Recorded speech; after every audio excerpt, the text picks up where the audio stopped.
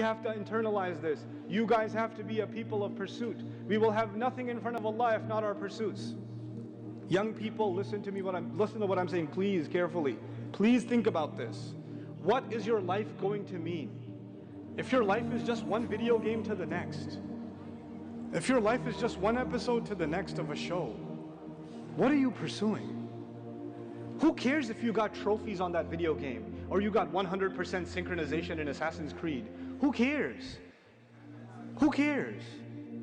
What is that an account? What did that change for the world? You know, who cares how many push-ups you can do? Who cares? You have to think more than that. You have to think higher than that.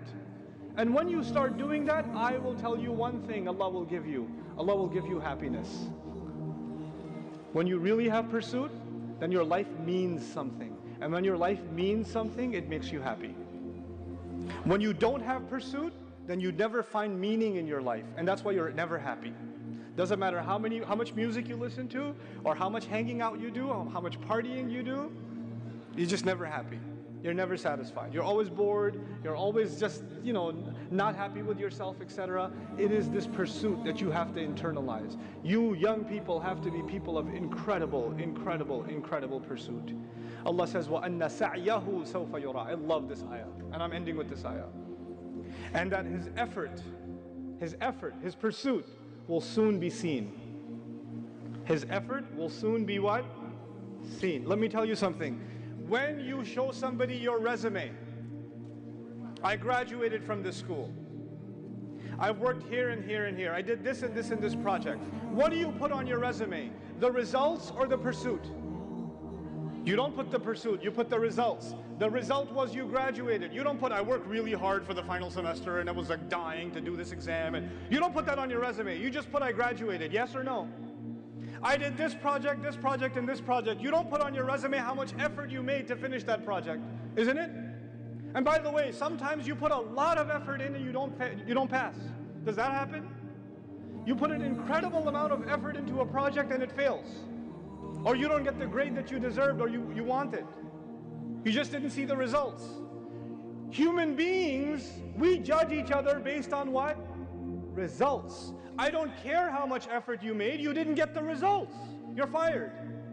I don't care how much effort you made, you didn't pass the test, you're not graduating. You understand? But Allah on Judgment Day is not looking at your report card based on results. Allah is looking at your report card based on what? Effort. Allah says, and his effort, his pursuit is that which will be shown, or which will be seen. That is remarkable, because no other human being on the face of this earth can see my effort.